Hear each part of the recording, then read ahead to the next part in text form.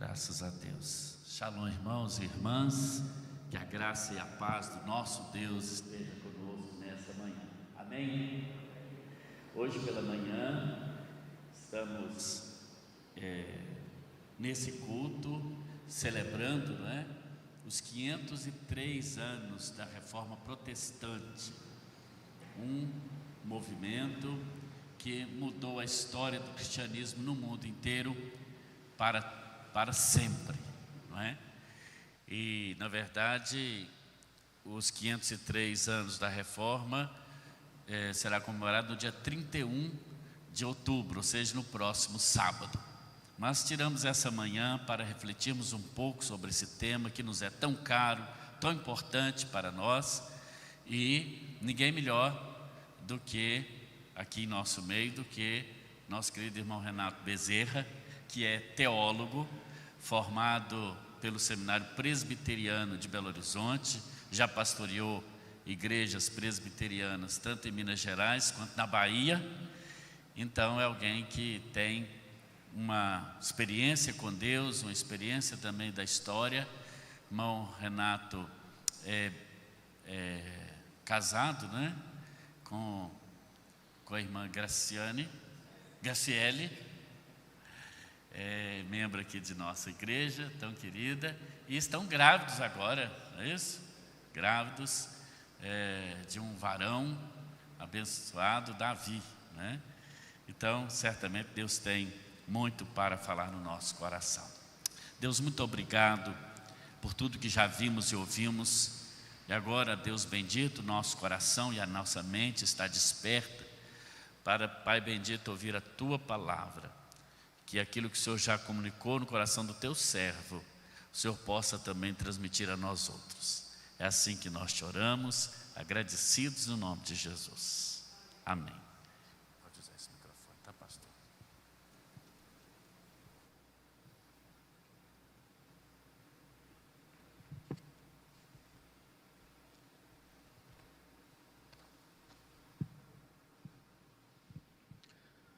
Bom dia a todos. Bom dia a você também que está em casa. Meu bom dia, que Deus abençoe a sua vida. Tempos diferentes, E bem diferentes, Muita gente em casa.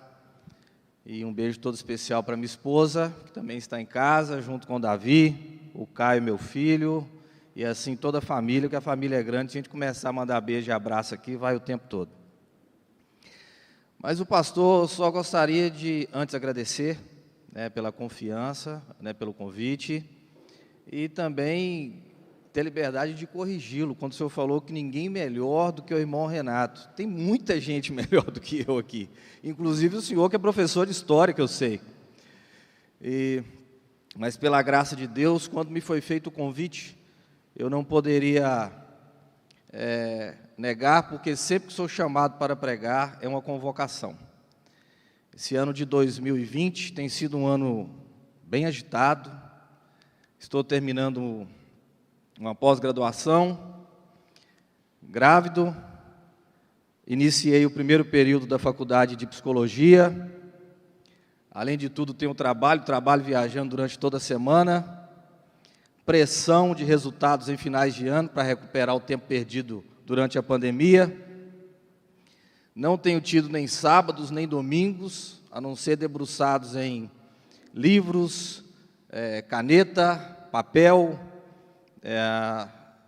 enfim, e notebooks. Mas quando o pastor me chamou, imediatamente, eu vim ao mundo para isso. Eu nasci para isso. E abro mão de qualquer tempo para falar do amor de Deus.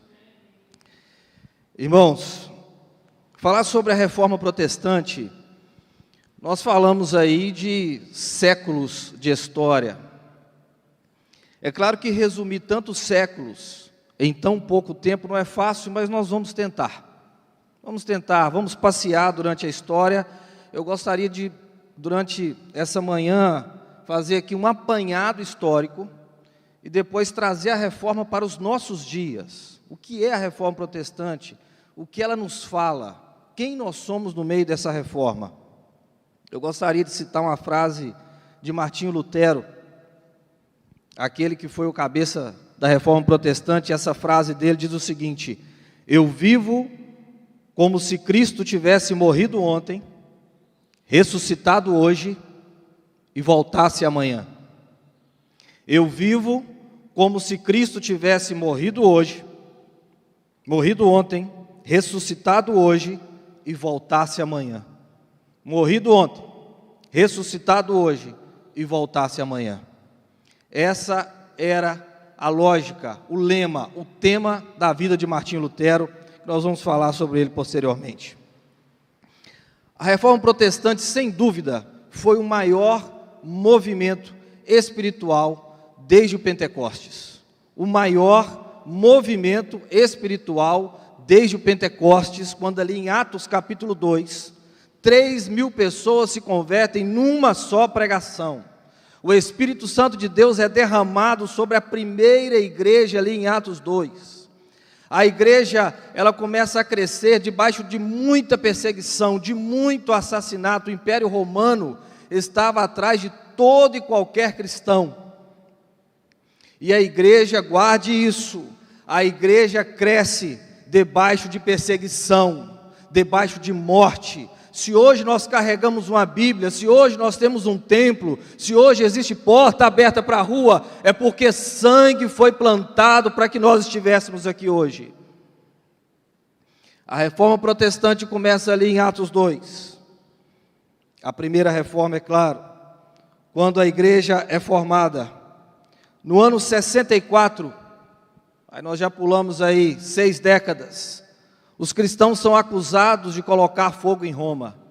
E aí começam 250 anos de perseguição.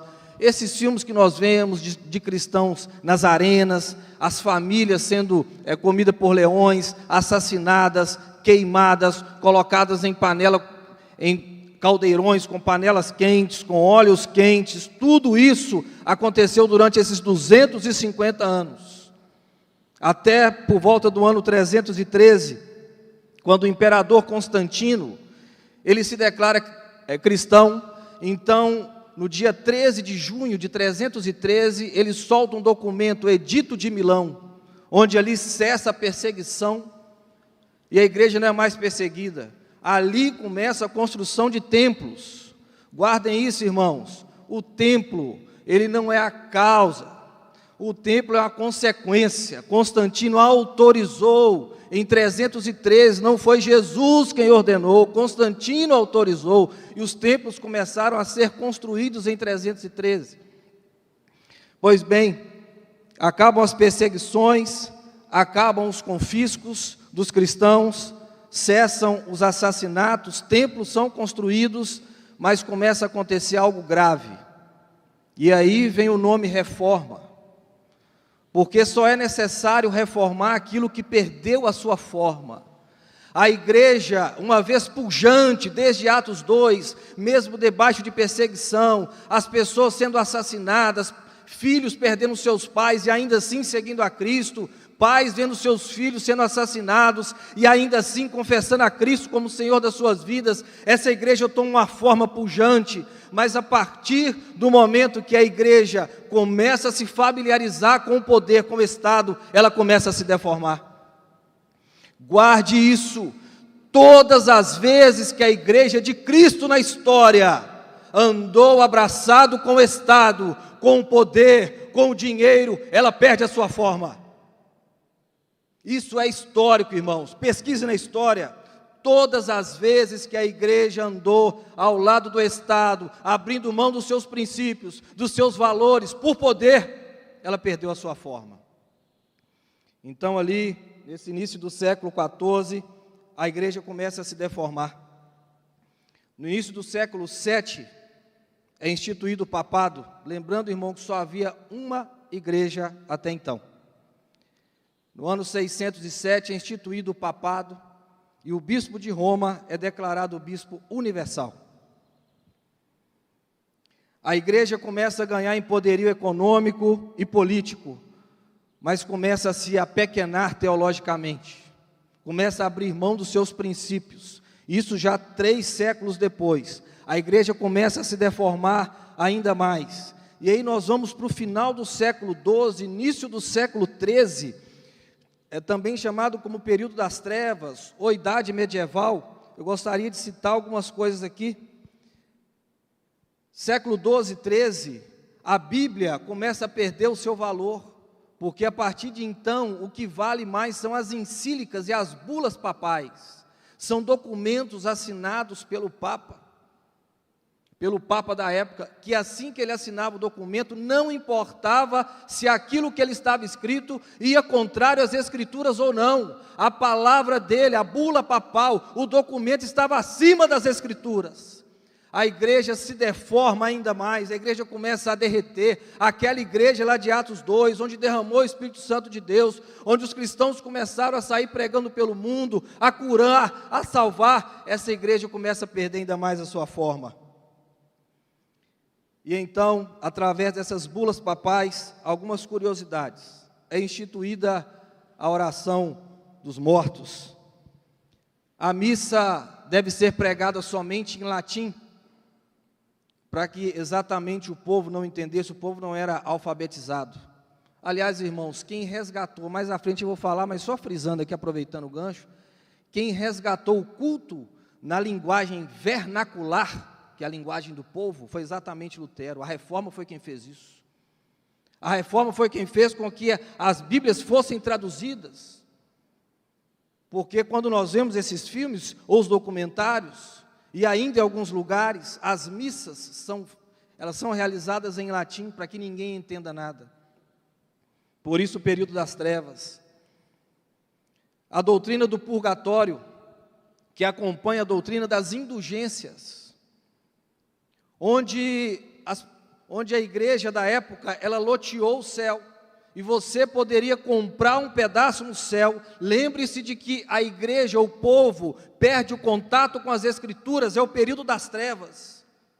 O povo perde o contato com os valores bíblicos. Então, sob a tutela de um homem, tudo o que ele falar é verdade. Cria-se as indulgências, onde com determinado valor você poderia comprar um pedaço no céu. E se a autoridade religiosa da época chegasse até na sua casa e falasse assim: Marcelo, Deus me falou que se você der 3 lojas, você garante a sua salvação. E se você não fizesse, você estava possesso por um espírito imundo e deveria ir para a fogueira. Não satisfeito com isso, foi criada então a doutrina do purgatório, onde se tirou, não da Bíblia, mas foi retirado de que as almas dos nossos antepassados estavam perdidas no tempo e no espaço, nem no céu e nem no inferno, estavam no purgatório, aguardando que nós que somos vivos, pagássemos a passagem deles para o céu. Essa é a doutrina do purgatório. Então as pessoas começavam a pagar também para os seus parentes antepassados, até que a igreja, que era o único poder, aquela que representava Deus na terra, ela limpasse totalmente as famílias mais abastadas da época. Todas as vezes que a igreja de Cristo se juntou com o Estado, abriu mão dos seus princípios, por poder econômico e poder mesmo, ela se deformou.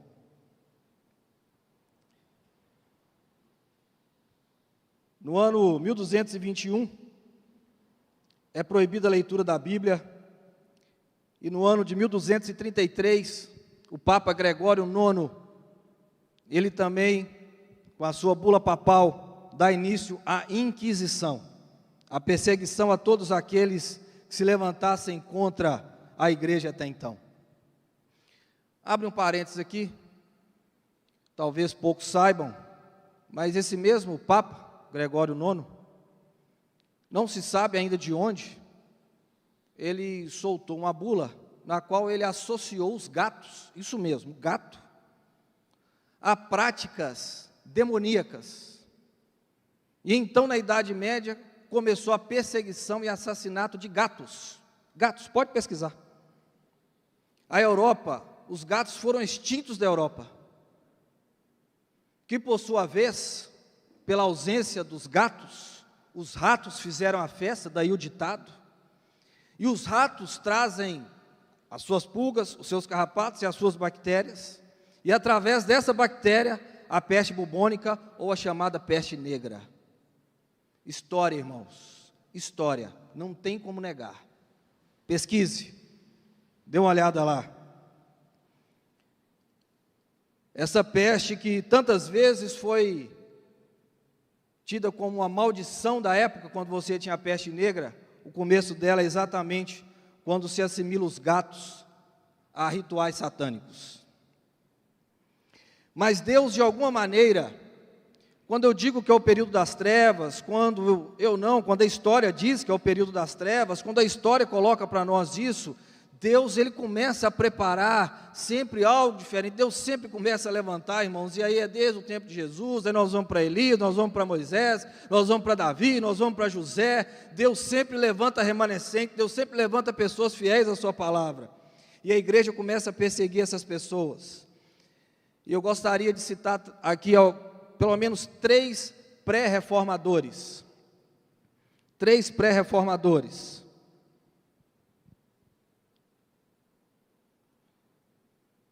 Gostaria de citar John Wycliffe, John Hus, discípulo de Wycliffe, e Jerônimo Savonarola. São pré-reformadores. Você já ouviu falar a expressão fogueira de vaidades? Isso é fogueira de vaidades. Essa expressão também, ela é pré-reforma, pertence a nós. Foi quando Jerônimo Savonarola, um pregador fervoroso, que soltava profecias sobre o fim do mundo, sobre o juízo de Deus, esse homem, ele, em Florença, no norte da Itália, ele então movimentou aquela sociedade, quando ele prega sobre o reino de Deus, sobre os valores do reino de Deus. Irmãos, eu estou falando isso aqui por volta do século XV, 100 anos antes da reforma, e ele então faz com que toda aquela população leve para a praça os seus cosméticos, as suas roupas mais bonitas, tudo aquilo que era vaidade da época, espelho, que era uma relíquia, também dinheiro, os seus livros, que não era a Bíblia, e então fez ali uma grande fogueira, e foram várias fogueiras que esse movimento criou. Fogueira das vaidades. Uma outra curiosidade sobre John Hus, que também é aí discípulo de Wycliffe. Wycliffe é conhecido como a estrela d'alva da reforma. John Hus, ele foi levado para a fogueira 102 anos antes da reforma.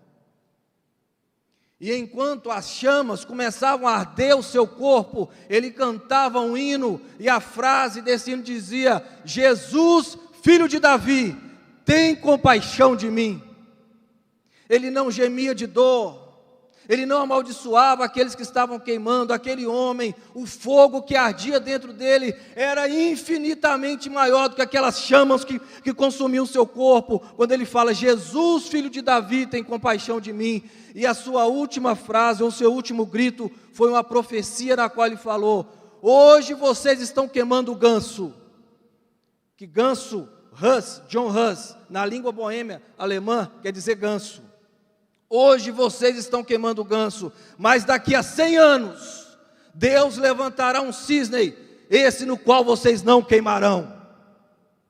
Profecia 100 anos antes. Eu volto a dizer, apesar das tragédias que nós vivemos na história, apesar das perdas que nós vivemos na história, seja como igreja, seja como família, seja como cristã, Deus sempre dominou a história. Ele nunca abriu mão da sua soberania, Ele nunca abriu mão de ser soberano sobre tudo. É um Deus criador, um Deus sustentador, um Deus que domina cada ato da história. Seja Ele de dor para nós, seja Ele de sangue para nós, seja Ele de lágrimas para nós, mas Ele continua sendo Deus.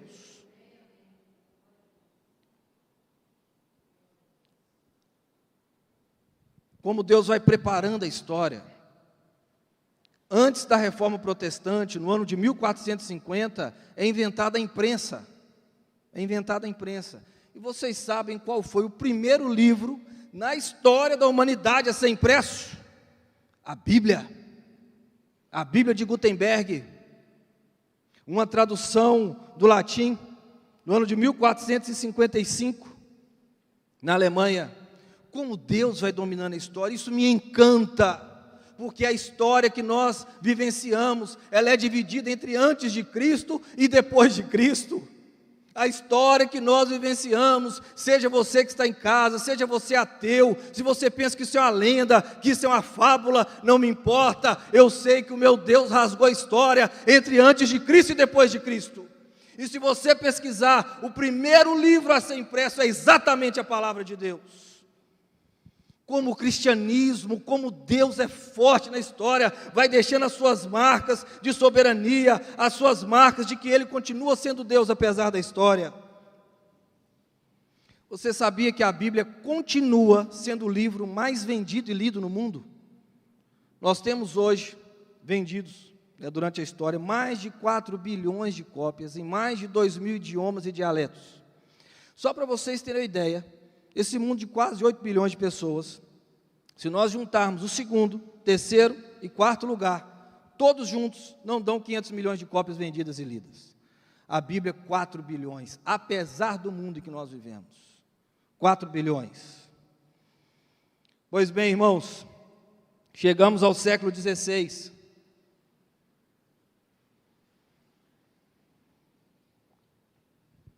Chegamos então ao século XVI.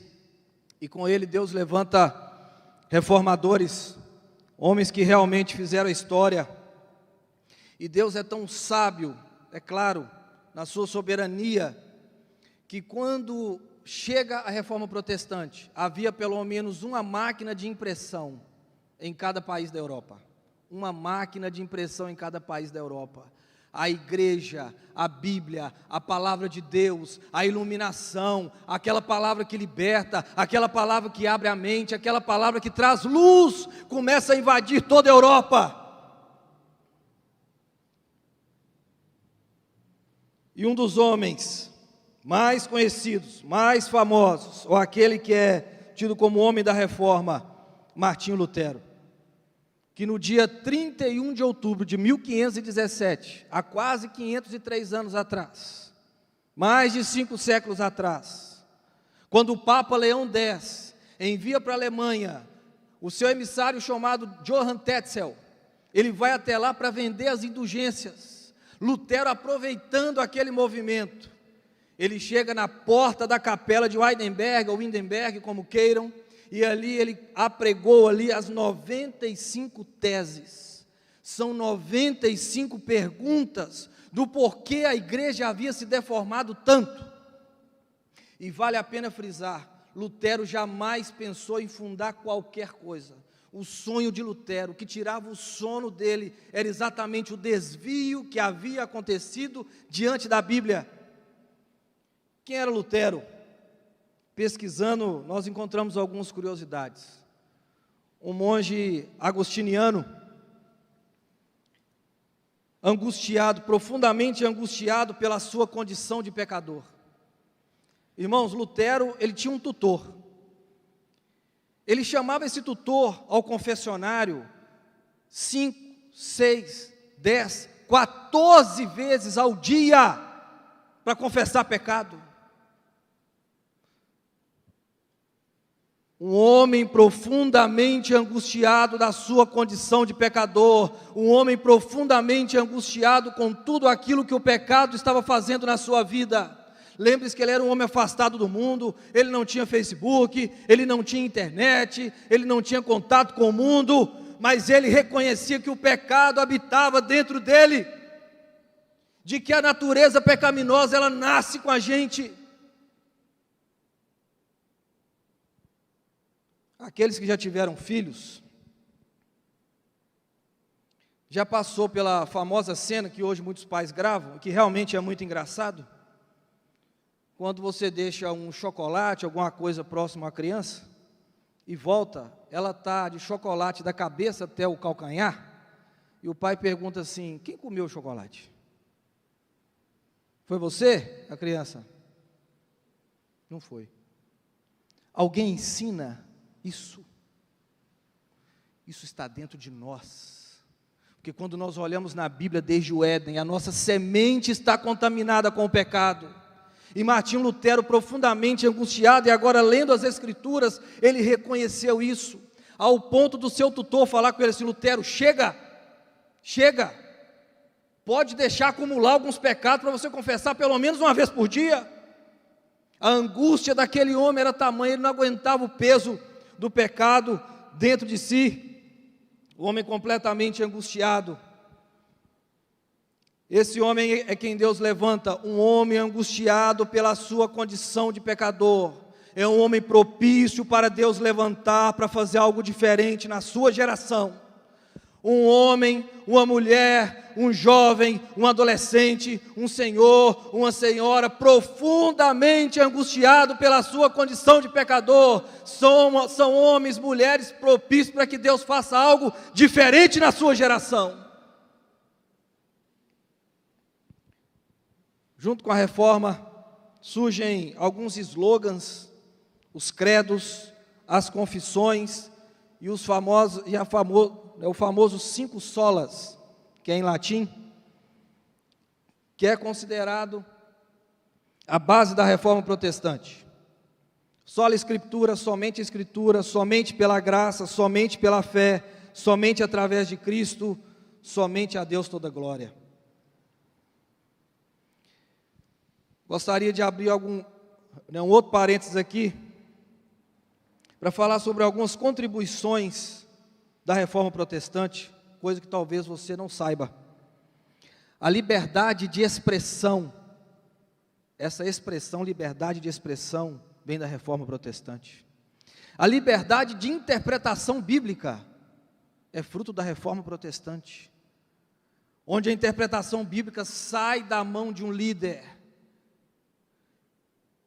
E esse John Hus, que morreu queimado, que 100 anos antes falou sobre Martinho Lutero, ele é um homem que defende a doutrina do sacerdócio universal dos crentes, onde não vou falar doutrina nem teologia, onde esse besterol, especialmente onde as pessoas são mais simples e faltam conhecimento, quando você questiona um líder religioso, alguém fala assim, não toque no ungido do Senhor. Irmãos, isso tem mais de 500 anos, quando o Hus levantou que todos aqueles que têm a Cristo como Senhor e Salvador são eleitos do Senhor. Todos nós somos eleitos, sacerdócio universal dos crentes, a famosa doutrina, todos nós somos ungidos do Senhor, aqueles que têm a Cristo como seu Senhor e Salvador. É claro que eu não vou entrar nisso agora, mas devido à nossa colonização, aí vem a escravatura, submissão, muita coisa, nós ainda continuamos, especialmente no interior, de que a figura religiosa é algo nem humano, nem Deus, é um semideus. Nada disso, isso não é Bíblia. Você sabia que dos 53 cientistas da ciência moderna, 52 são protestantes? Você sabia que a primeira escola primária da Europa, quem abriu foi João Calvino? Para que as crianças começarem a ser educadas, a educação primária é filha da reforma. Você sabia que o hospital público, Convento de Santa Clara, o primeiro hospital público do mundo, filho da reforma protestante? São dados históricos, eu poderia citar aqui mais de 50, irmãos. Quando a reforma traz essa luz ao mundo. E desde então, séculos 16, 17, 18, 19, 20, Deus vem derramando da maneira que Ele quer, como Ele quer, quando Ele quer, sobre o povo que Ele quer. E aí nós lemos sobre o avivamento acontecendo nos Estados Unidos, na Inglaterra, País de Gales, Escócia, África do Sul entre os Zulus, na Coreia do Sul, e aí nós vamos ver várias vezes Deus derramando nos últimos séculos. E então, quando nós chegamos em 1859, o primeiro missionário chega ao Brasil, Ashbel Green Simonton, pastor missionário presbiteriano, chega até o Brasil, e então o evangelho chega para nós, e se expande para nós, e chegou até nós no dia de hoje. E nos últimos 100 anos, vamos colocar nos últimos 30 ou 40 anos, nenhum outro assunto tem tomado tanto a boca de pastores e líderes, são duas palavras, avivamento e uma nova reforma. Ontem, quando eu publiquei lá, que estaria compartilhando sobre a reforma, o Daniel Cunha, que está lá em Eunápolis, beijão para você, mano, ele falou que estaria acompanhando. Ele falou assim: então nós precisamos de uma nova reforma. Eu falei: acompanhe amanhã. Acompanhe amanhã. E eu vou estar respondendo isso no final. Sempre na história que Deus encontrou pessoas convictas da sua condição de pecadores e carentes do derramar da graça de Deus, algo diferente aconteceu nesse país, nessa nação. Talvez esteja aqui nessa manhã, ouvindo essa palavra, alguém cujo coração está queimando, não importa a sua idade, não importa quanto tempo você tem de igreja, no qual Deus vai te usar poderosamente para transformar essa geração. Talvez você que está em casa, Deus tem um chamado para você, e talvez Deus queira usar você para transformar isso, esse momento no qual nós vivemos. Que momento é esse que nós vivemos? E aí eu volto ao tema, quando diz que os verdadeiros reformadores ainda estão entre nós.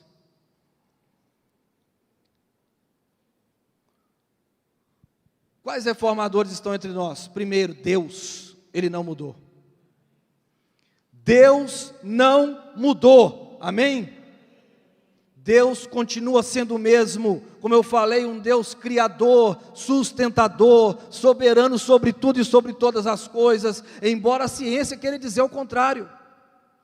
Pense comigo o que a física quântica trouxe para nós.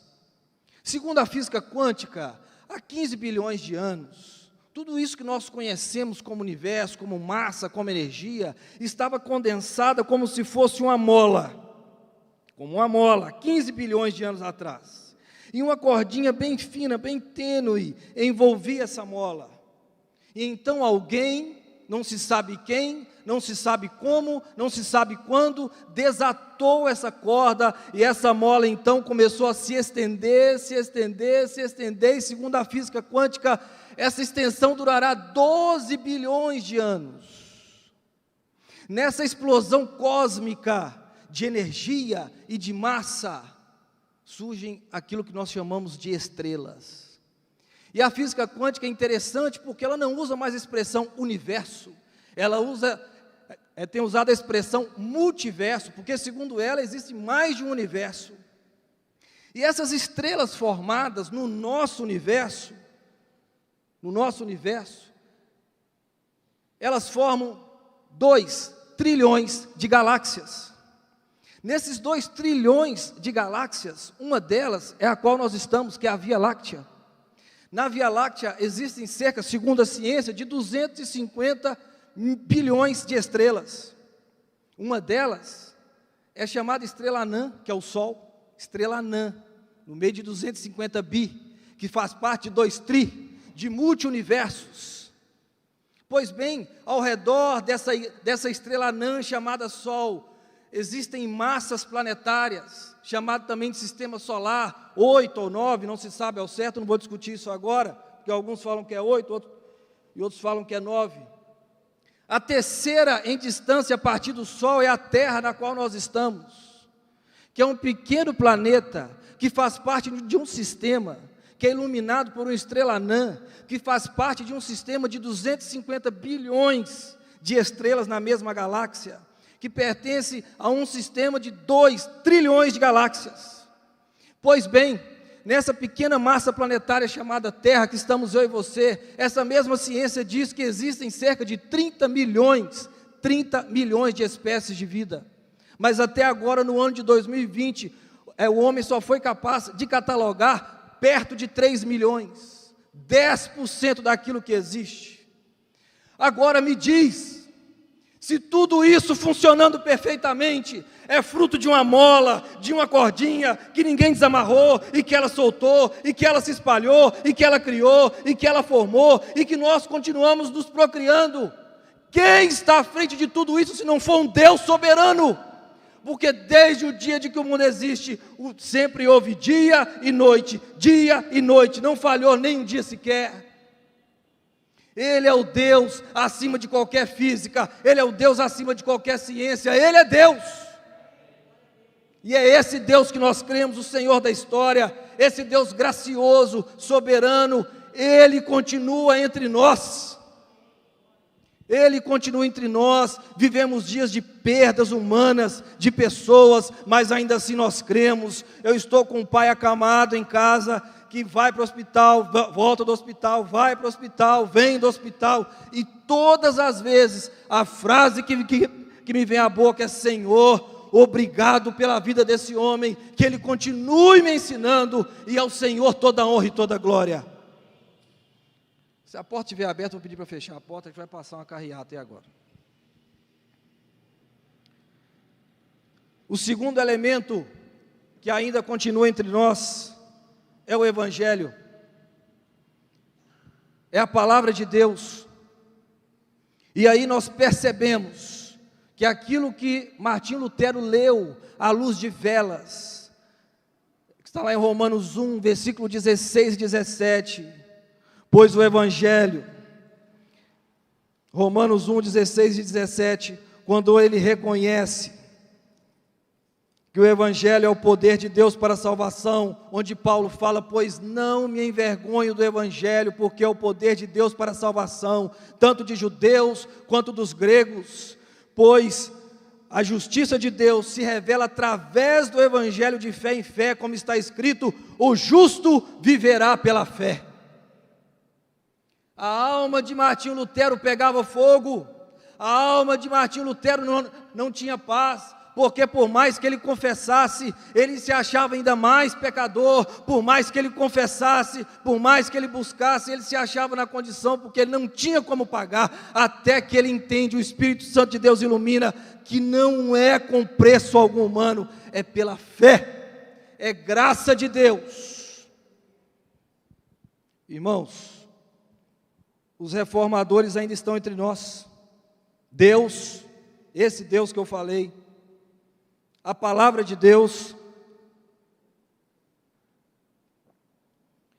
E o último elemento, o homem, eu e você. Então nós chegamos ao século 20, o século do profissional 4.0, onde você abrir hoje, qualquer vídeo que você abrir, que ninguém aguenta mais, ou são os coaches, ou são as mentorias, tudo é 4.0. O mundo, o sistema. Renato, o que você tem contra coach? Nada, não tem nada. O que você tem contra mentoria? Nada. O que você tem? Nada. Mas todas as vezes que a igreja de Cristo, ela troca os seus padrões, ela substitui os seus princípios por coisas do mundo em que ela está vivendo, ela passa a ser uma igreja deformada. Meu irmão, não tem pecado algum em estudar. Eu estou estudando, estou me capacitando aos 44 anos. Espero ser longevo, quero ser longevo, faço para isso, me alimento para isso, me exercito para isso. Embora eu não sei o que Deus tem para mim, eu não tenho nada contra isso. Mas se eu abrir os princípios daquilo que a Bíblia tem para mim, o cristianismo em mim começa a se deformar. Começa a se deformar quando você, quando eu, quando nós sabemos que mentira é mentira e continuamos a mentir. Quando nós mentimos para os nossos filhos, quando nós mentimos para a nossa esposa, quando nós continuamos envolvidos com pecado, quando nós continuamos a roubar os nossos patrões, quando nós continuamos a fazer tudo aquilo que a palavra de Deus condena, o cristianismo se torna torto em nós.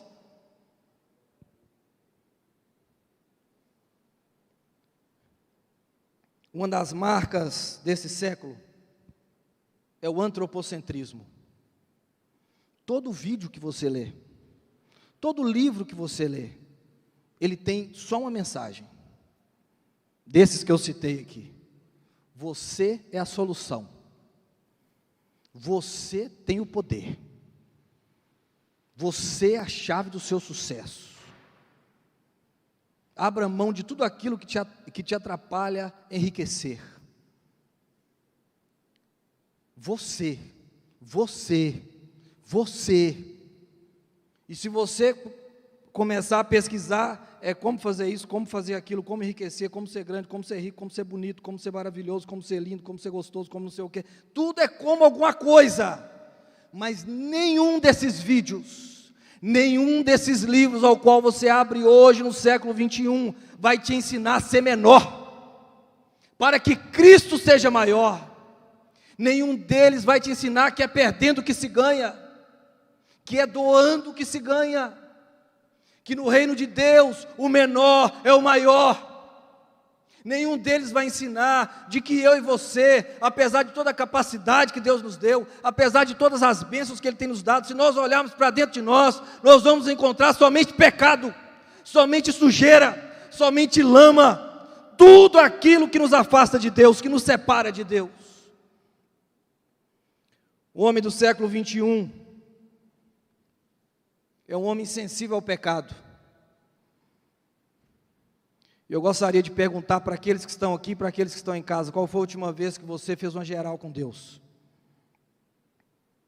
Confessou seus pecados, limpou seu coração, como diz o pastor Jeremias, abriu sua caverna de horrores.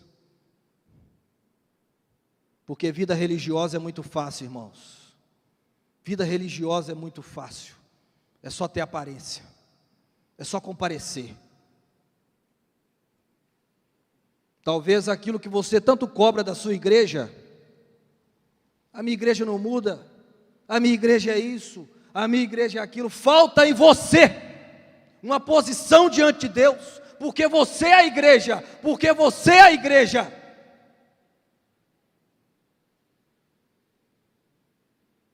A reforma verdadeira, ela deixa de olhar o outro e olha primeiro para mim.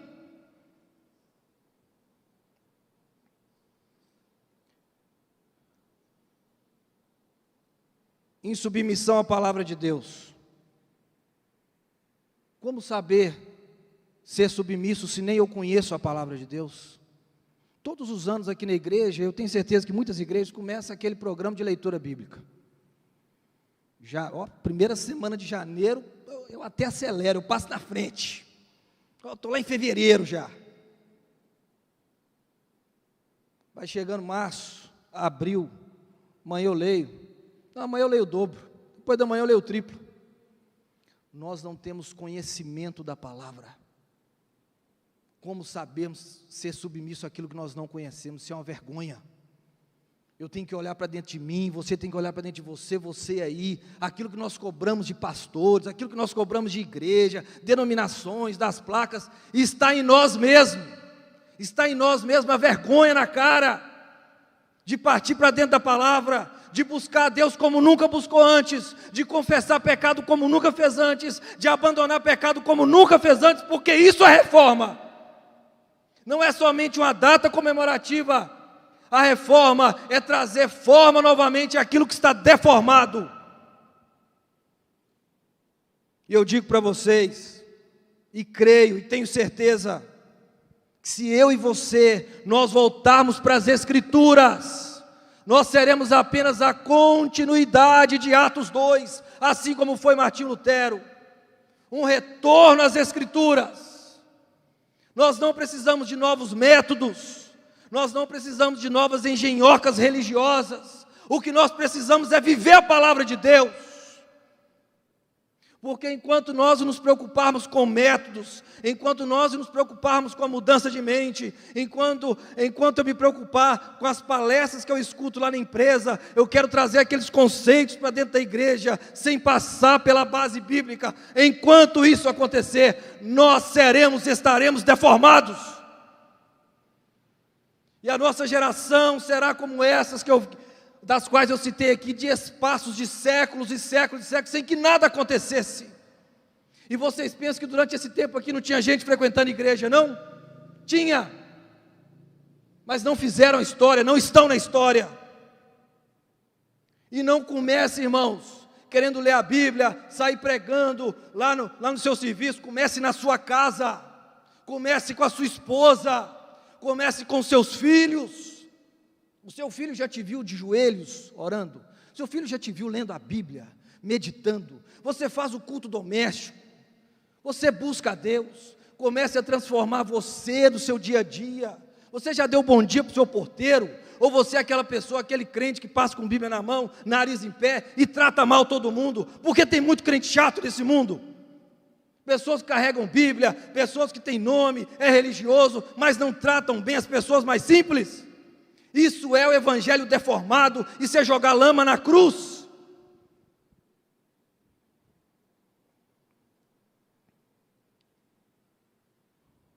Deus, a palavra e o homem, os verdadeiros reformadores continuam entre nós. Mas então o que falta?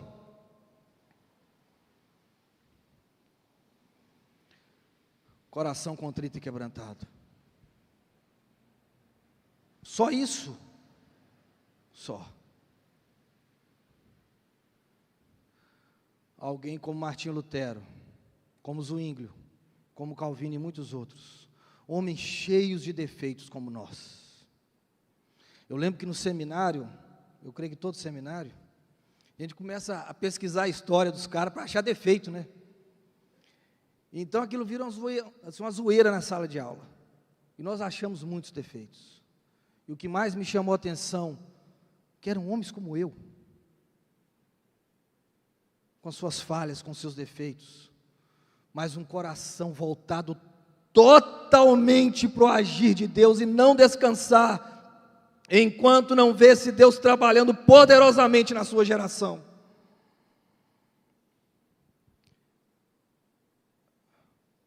Para mim a reforma ainda não terminou, porque ela significa sempre transformando, significa sempre transformado pela palavra de Deus. A igreja perdeu a sua forma no decorrer dos séculos. Os lares perderam as suas formas no decorrer da história. Nós temos perdido a nossa forma nos nossos dias.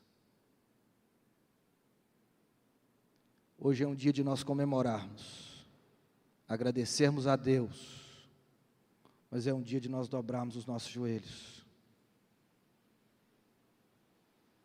e perguntar para Deus e para nós mesmos o que está faltando, já que Ele continua sendo Deus, já que o Evangelho, que é o poder de Deus para a salvação, continua existindo, já que o Espírito Santo de Deus, que agiu no século XV, XVI, XVII, XVIII, XIX, em vários países, Ele continua aí, continua aqui, porque Ele é Deus até que Jesus volte, Ele é Deus aqui na terra. Por que é que nada tem acontecido? Fala, mas pastor Renato, se você está aí é sinal de que algo tem acontecido. Amém, e é verdade. Eu gosto sempre de frisar, aqueles que já me conhecem, eu sei que muitos amigos estão me vendo pela internet, eu sou prova viva disso, eu sou prova viva desse poder de Deus, desse milagre de Deus, desse Deus que continua sendo Deus. Um adolescente completamente revoltado por várias situações, já esteve para dar cabo da sua própria vida, até que Deus veio ao meu encontro com a sua graça, me mostrou, eu estou aqui, eu tenho algo especial na sua vida. Até os 15 anos completamente gago, e hoje eu estou fazendo a faculdade, quando eu apresento um trabalho lá na pós-graduação, todo mundo quer saber qual a fono que eu frequentei, qual método que eu usei. Gente, meus pais não tinham condição nem de passar na porta da fono. O método que o seu Floriano usou foi me acordar durante vários dias, às 5:30 da manhã, pedindo para que Deus me curasse. Pedindo para que Deus me curasse. E hoje estou aqui falando sobre o amor de Deus para você. E se deixar eu falo o dia inteiro. Porque Deus me curou, porque Ele continua sendo Deus. Eu também sofri perdas durante a pandemia. E ainda assim eu digo, Ele continua sendo Deus, Ele não mudou. Continua sendo Deus criador, sustentador de tudo e de todas as coisas. O que tem faltado para nós, o que tem faltado para mim, para você, como igreja, como casa, como lar, o que é que tem faltado em nós? De que nós não invadimos, de que hoje nós estamos em um país dividido politicamente, socialmente, essa bobeirada toda, tudo que se fala, todo mundo leva para o politicamente correto, onde o nosso padrão é o padrão da Bíblia, não é o padrão partidário, não é o padrão social, é o padrão bíblico.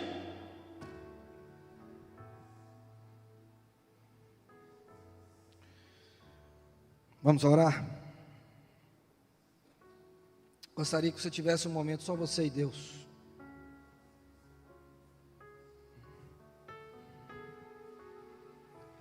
E você que está em casa também.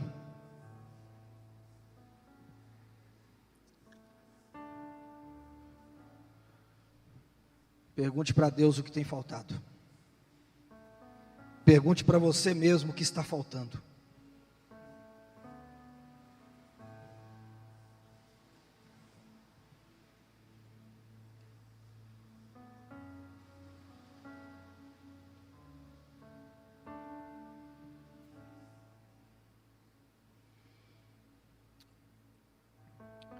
Senhor,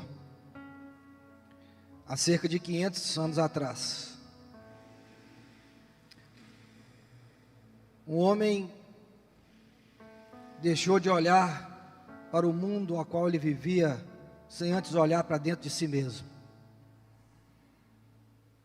E ele se deparou com coisas desagradáveis. Ele se deparou com um homem que ele não admirava. Ele se deparou com um homem desagradável aos olhos do Senhor. E isso mudou a história de Martinho Lutero. Mudou a história de Zwinglio. Mudou a história de Calvino. E mudou a história de tantos outros levantados pelo Senhor. E aqui estamos nós, frutos desses homens que olharam para dentro de si, se curvaram perante o Senhor e buscaram transformação de vida. Estamos aqui, ó Deus, seja na igreja, seja em casa. O Senhor conhece cada um nesse momento. O Senhor é o Deus que contempla cada um nesse momento.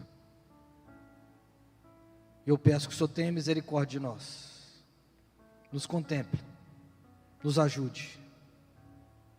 Porque a reforma, a volta às Escrituras, tem que acontecer todos os dias nas nossas vidas.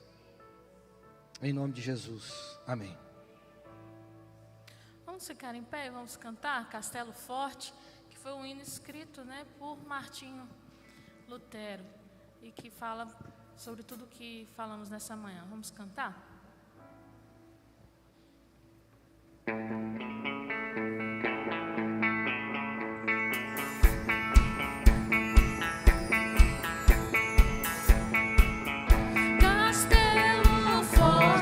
Nosso Deus, escudo e boa espada, com seu poder, com seu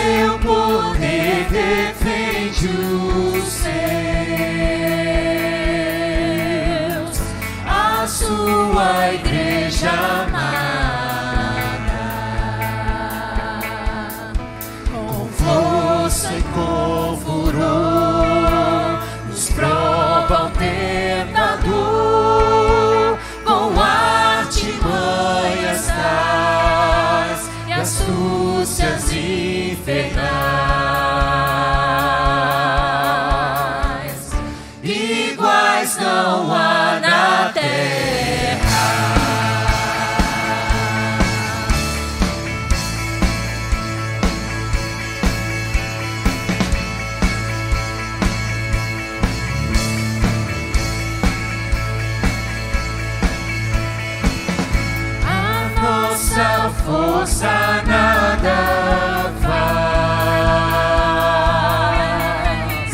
Estamos nós perdidos,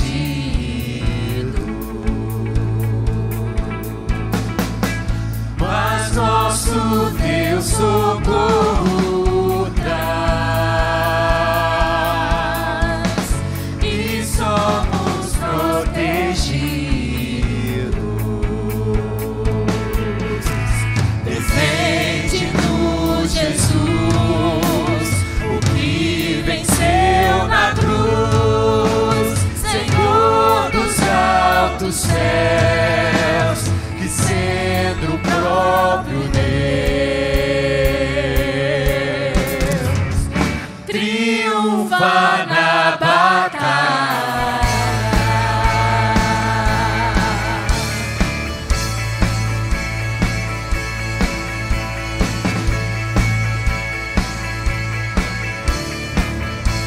Sim que a palavra ficará, você pode dizer isso?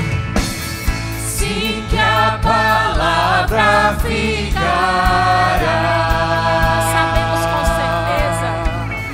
Sabemos com certeza,